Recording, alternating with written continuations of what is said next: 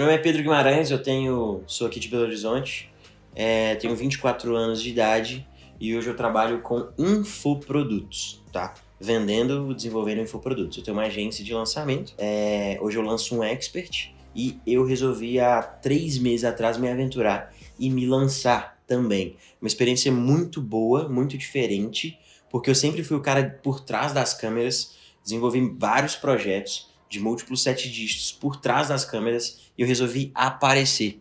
Há cerca de 3 meses atrás, resolvi desenvolver o meu próprio projeto. Então, hoje eu mesclo nessa operação entre lançar outras pessoas e entre me lançar.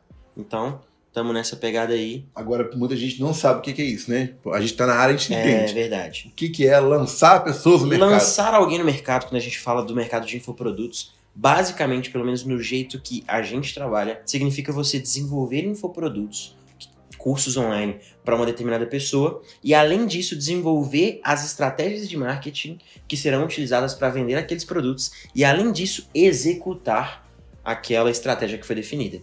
Então, hoje, o nosso foco no nosso funil está sendo o perpétuo. Por mais que eu fale que eu lanço pessoas, hoje a gente está criando uma inteligência muito grande no perpétuo, tanto no meu produto quanto dos meus experts, e basicamente é isso. O que é o perpétuo? Perpétuo é quando você tem um infoproduto que você vende ele todos os dias. Existe o perpétuo e o lançamento. O lançamento é quando você tem um infoproduto que você abre num determinado dia e fecha em um determinado dia. Então, basicamente é isso. Então, quando eu falo que eu tenho uma agência, é que eu tenho uma equipe qualificada para poder atender uma pessoa que tem infoproduto.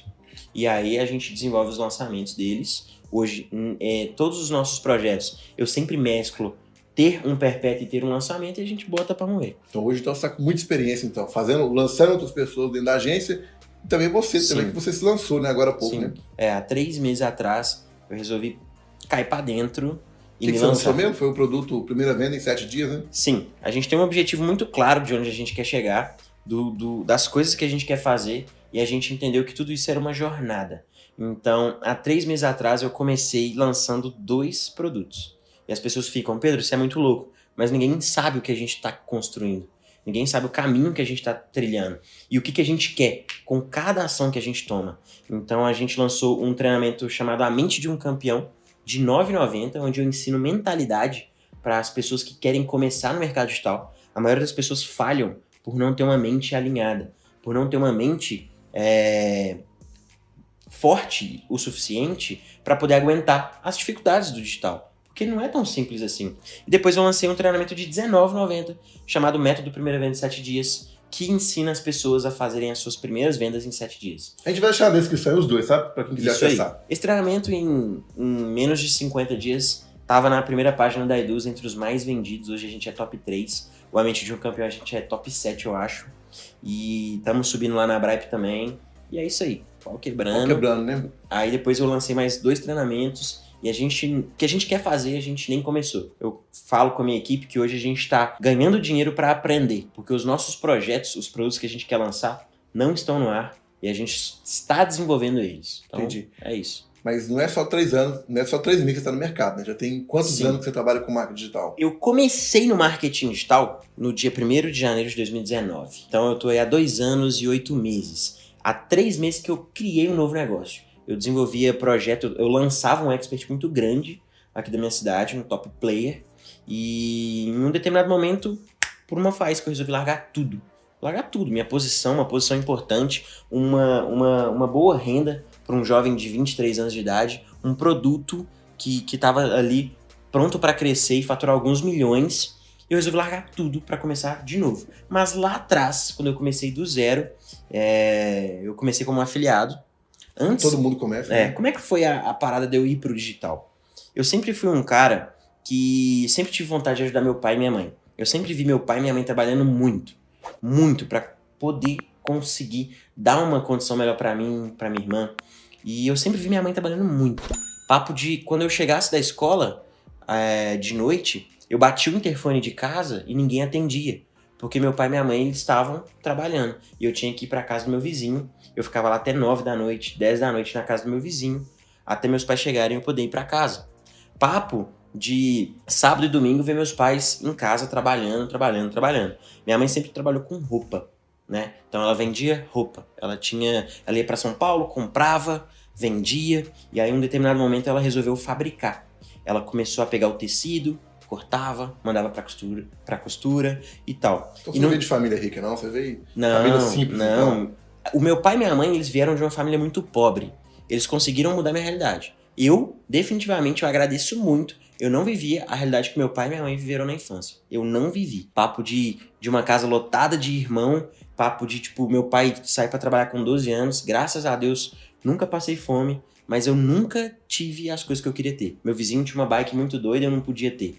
O fulano tinha uma Total 90 da nova, não, uma Mercury, Total 90 da nova eu não podia ter. E eu sempre via meus amigos tendo muita grana, muita coisa, e eu sempre era bitolado, mano, eu preciso ganhar dinheiro, eu preciso ter mais. E eu sempre cresci ouvindo, dinheiro não dá em árvore, a gente não tem dinheiro, a gente não pode ter isso, a gente não consegue comprar isso não dá pra fazer.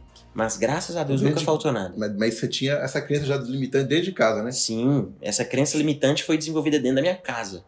Inclusive, hoje eu me desfaço de várias crenças dessa ainda. Porque é foda, né, cara?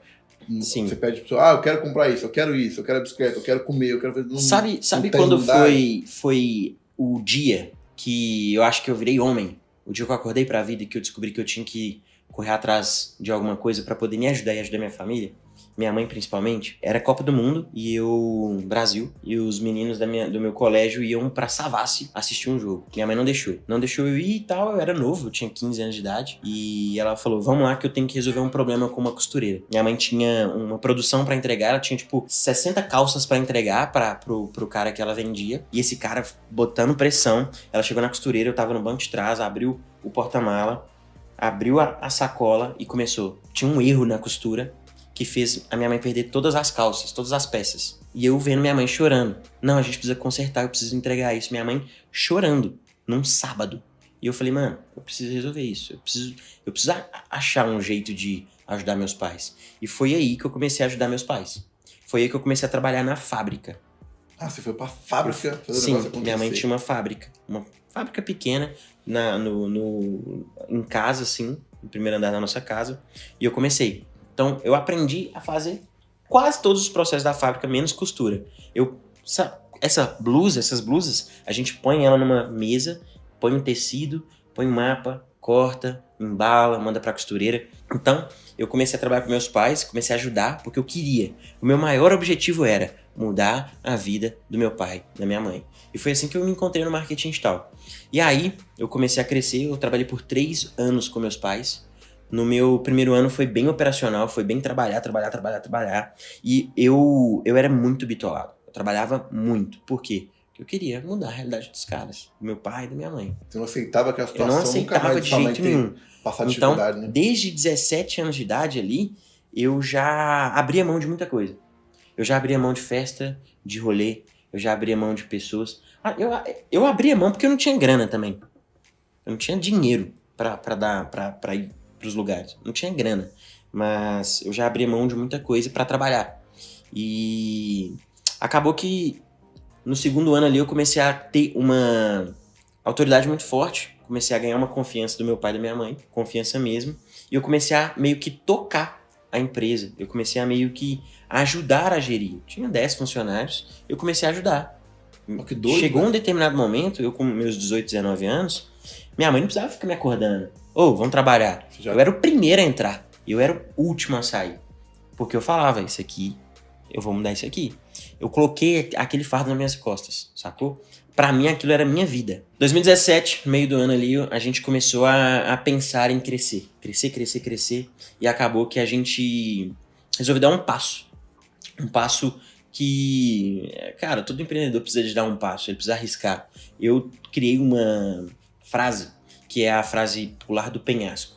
E a gente resolveu arriscar. A gente só tinha uma fábricazinha que era da minha mãe, imóvel próprio, e a gente resolveu vir pro Prado, polo da moda. Eu sei pra como poder empreender. Showroom de roupa no Prado.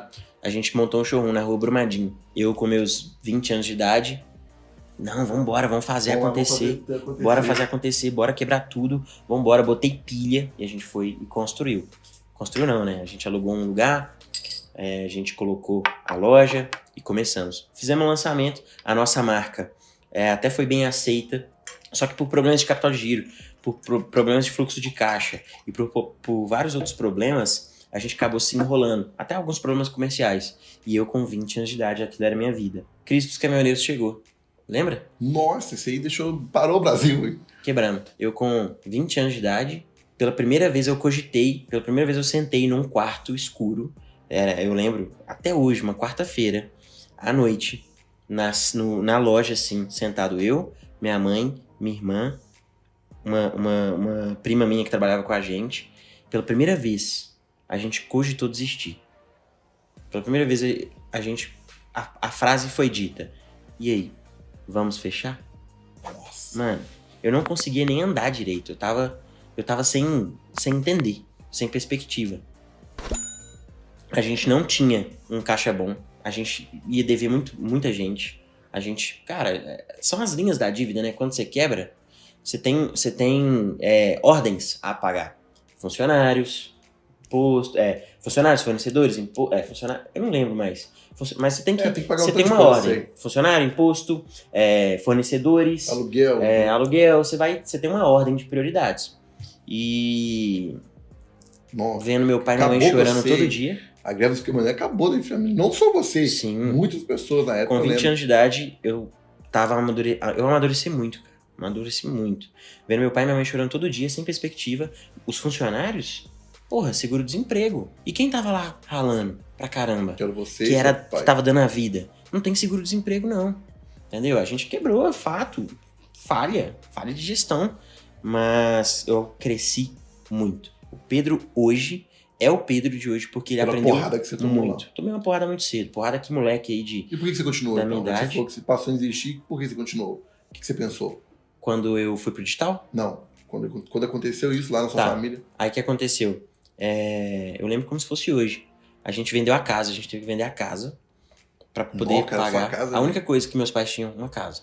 Nossa. Uma casa. Tipo, não tinha sítio, não tinha carros, não tinha apartamentos, não. A gente tinha uma casa. Vendemos uma casa, trocamos num apartamento menor, conseguimos pagar muita gente, mas ainda sobrou uns 300 mil de dívida. E eu lembro que nesse dia, quando eu saí, eu deixei meus pais em casa e eu fazia faculdade. Eu falei, não, eu vou pra faculdade.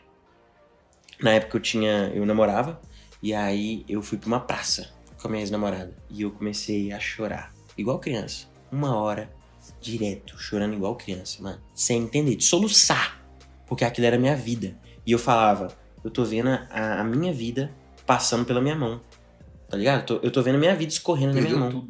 E eu não tinha perspectiva, não tinha marketing digital, não tinha porra nenhuma, não tinha nada. Eu só tinha a única coisa que fazia sentido pra mim, porque aquilo ali, eu ia mudar aquela empresa, eu ia ajudar meus pais no futuro, tava saindo, diluindo assim, ó, escorrendo na minha mão. Eu não sei como que eu consegui ficar de pé. Porque até esse momento eu não tinha estudado as coisas que eu estudei pra entrar pro marketing digital. Eu não sei. Parece que foi Deus. Deus foi no Google? firmou meu toco. Não fui no Google. Como é que você aprendeu, então? Depois disso, eu não consegui emprego de jeito nenhum. Formei meu currículo, comecei a procurar emprego, pedi ajuda pra amigos, não consegui emprego de jeito nenhum. Fui trabalhar na faculdade. Una Barreiro, Flávio. O coordenador Flávio me ajudou, me arrumou um emprego pra eu ligar pra alunos que estavam devendo a faculdade. Então eu ia lá, 6 horas Cobrador. por dia, cobrar. Ô, fulano, tal, estamos com uma nova proposta aqui, estamos aqui pra renegociar e tal. Show. Fiquei lá um mês, ganhei uns 700, 800 conto no mês, deu pra pagar minha parcela. Eu ganhava R$1.000 pra trabalhar com meus pais e eu pagava 700 conto de faculdade. Sobrava 300. Nossa, 300. Quando a gente quebrou, eu consegui nesses empregos pagar o resto. Mais uns 6 meses de faculdade. Acabou o contrato lá, era pouco tempo, era esporádico. E aí eu consegui entrar pro banco. Tentei várias entrevistas de emprego pra entrar no banco, porque eu tinha um amigo, muito amigo meu, eu te amo, você sabe quem é, esse cara sabe quem é, ele vai estar vendo esse vídeo. E aí depois que acabou o contratinho ali na faculdade, eu tentei entrar pro banco, não consegui. Um amigo meu me ajudou, eu te amo, você sabe quem é, ele tá aí, e eu consegui trabalhar no banco. O que eu fazia no banco? eu trabalhava vendendo cartão de crédito. Eu era péssimo, eu não sabia vender nada. Eu não sabia vender nada. Teve uma vez que eu fui abordar um cara, tipo um playboy lá, faculdade particular, uns playboyzaço. Fui abordar o cara falou, mano, para de encher meu saco, saiu andando, como se eu não fosse ninguém. Depois daquele dia eu não queria abordar mais ninguém. Aí eu consegui ficar lá dentro, abrindo conta, e eu fiquei, nesse período, fiquei 3 meses trabalhando, vendendo cartão de crédito. Detalhe, eu ganhava R$1.900 por mês. Eu nunca tinha ganhado R$1.900 no mês. Era quebradeira, galera. Eu era quebradeira. Nessa época eu já tinha condição de ir em rolê e tal. E eu não ia porque eu não tinha dinheiro.